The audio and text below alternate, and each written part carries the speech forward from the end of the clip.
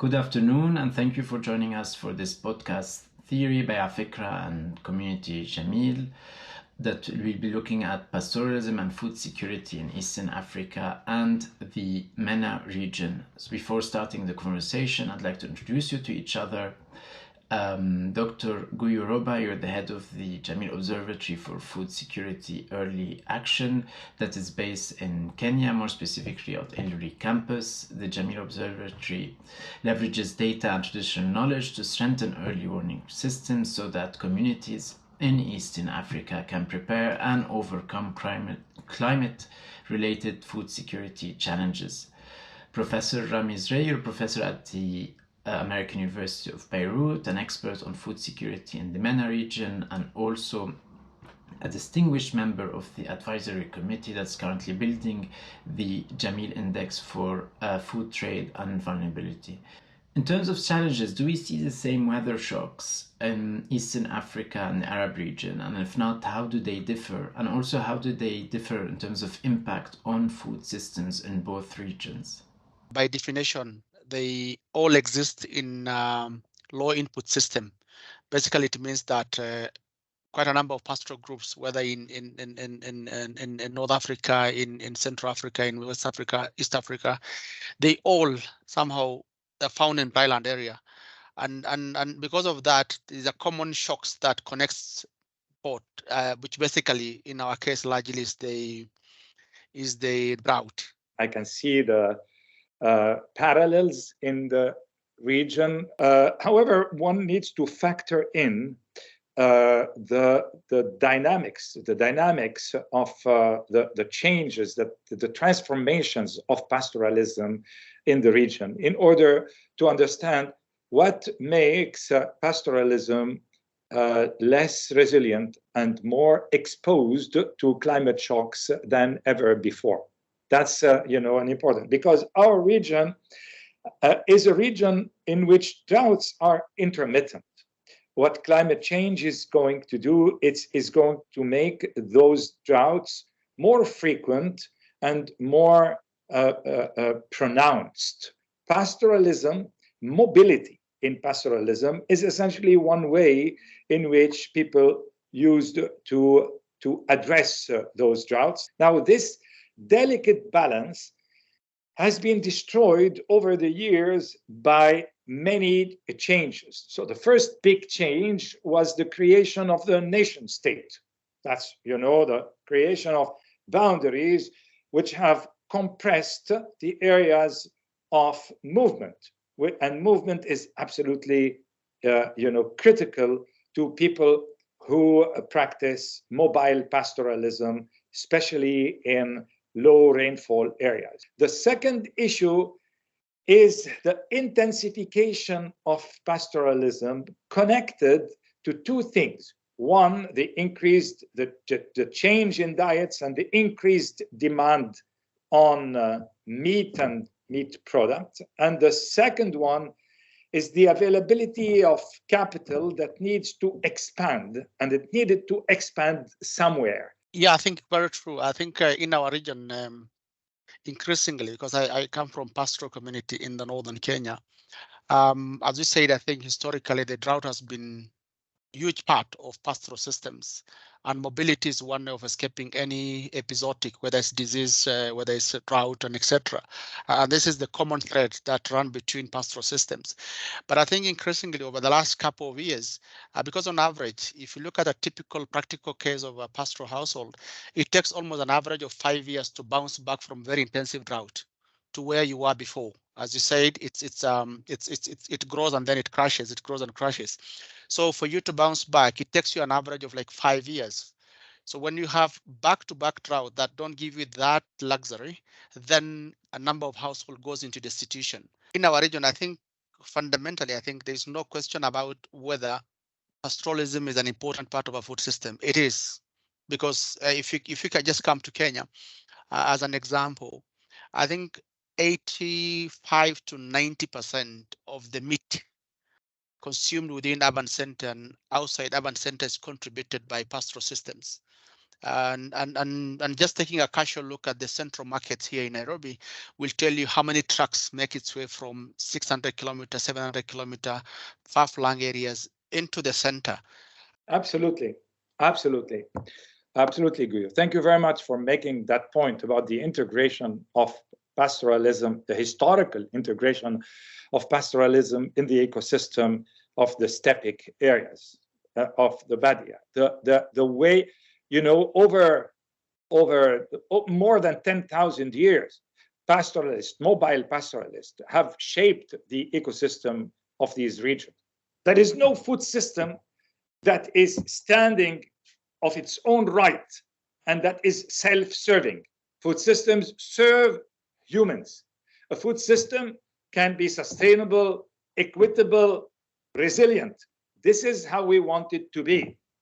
Okay? The disappearance of pastoralism in its traditional format, you know, the equilibrium, the integration of pastoralists within the balance of the ecosystem, this disappearance means that an entire region is going to be removed from the production of food, from its usefulness. The Arab region is 90% deserts or steppe, as you just said for your own region. Do you know what that means? That means that if you abandon pastoralism, you're actually saying, my region, the only thing that counts in my region is 10% of my region. You know, the rest, the people who live in it, they can either move to the city where they become urban poor, or they can just disappear. And I will replace them with something else. Okay? And in order to replace what they provide, as Guyo was saying, you know, they provide 80% or 90% of the meat and the dairy that is consumed in the city, specifically, what he didn't say, by the poorer people. Specifically by the poorer people. So the only source of animal protein for the poorer classes is very often coming from pastoralists. Thank you, Professor. Moving to the topic of early warning systems, can you please elaborate, Guyo, as head of the Jameel Observatory, on the steps taken or about to be taken by the Jameel Observatory in order to strengthen those early warning systems? At the Jameel Observatory, we essentially what we are running is an action research, which basically means it's a research that is aimed at solving, you know, existing world problem in our region, which is dryland area. And I think research and evidence is really a very important missing plank in all our response architecture of drought. And I can contextualize why it is.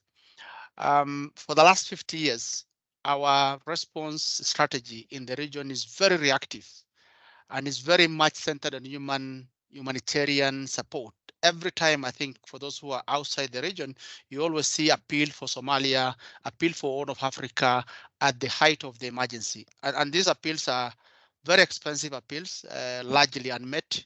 And because of that, people who are waiting for humanitarian support really, you know, lose their livestock asset or even, you know, their life. Like in 2011, I think a quarter of a million population in Somalia died from 2011 drought. So research is essential because we need to improve our early warning, delivery of early warning, and what we call this trigger. Basically, how do you get indicators that can help us to unleash support along the drought cycle? Because drought is not a static thing. It takes like 6 months between the normal time to point when it reaches an emergency and then goes into recovery phase. So the Jameel Observatory research is centered around building this evidence around essentially 5 things. One is the data for effective early warning. How do we improve the data question that I just raised around last mile connectivity, packaging, and delivery? The second is how do you coordinate? Because I think drought, being a complex issue, has so many actors, especially when it comes to an emergency point. And largely in our region, they are not all coordinated by central agency. And that coordination question becomes an important question that every government wants us to support them in. Financing early action is another one.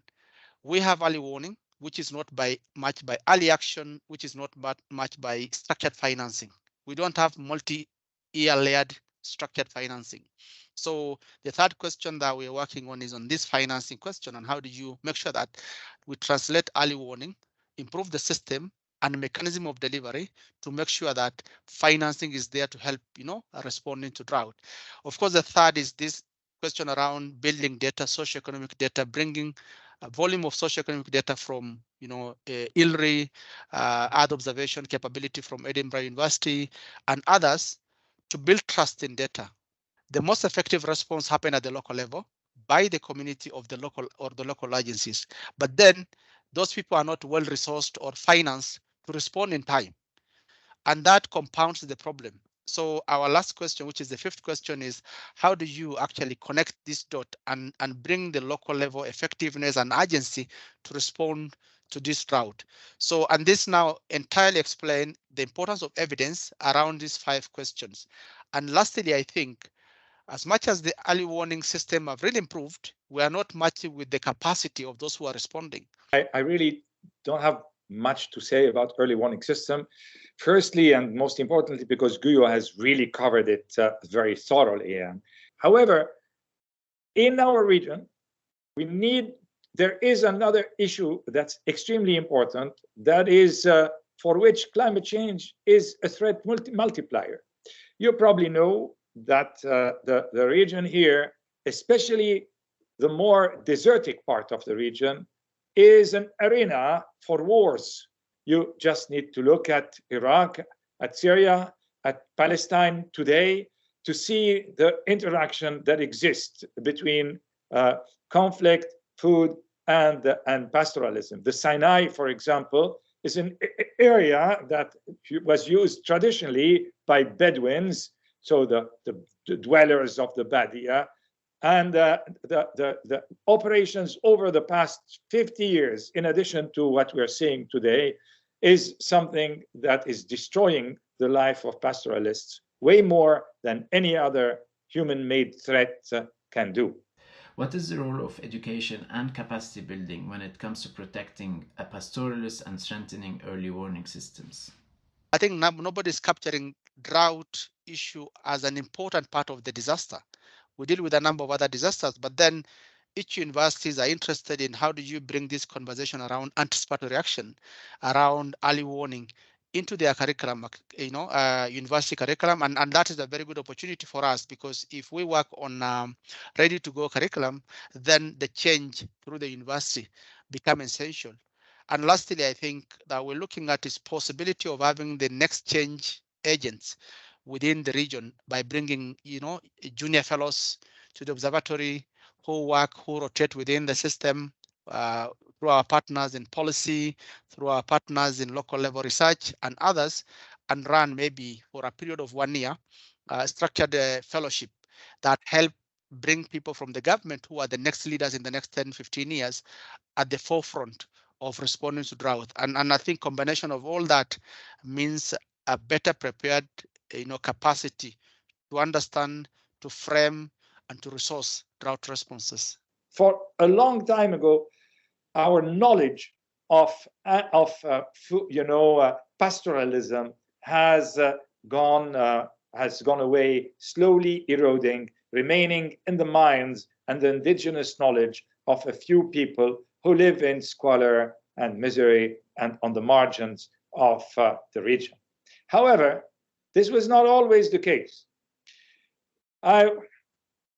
As an Arab speaking, Nader would probably know that there used to be nothing called agriculture, az-zira'a.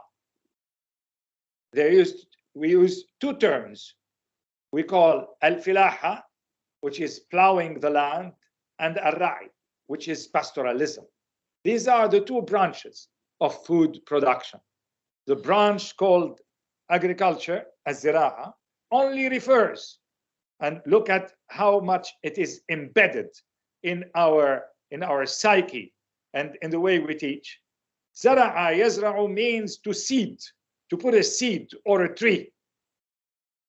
So the whole system neglects completely at the intellectual level the entire pastoralist system and the animal production system and reduces it to something that can be folded under the general rubric of plowing, of cropping the land and planting the land.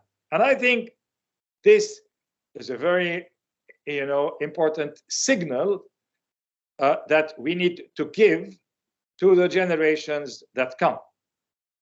That settled farming is an important part, but pastoralism that has disappeared from our curricula is an equally important part.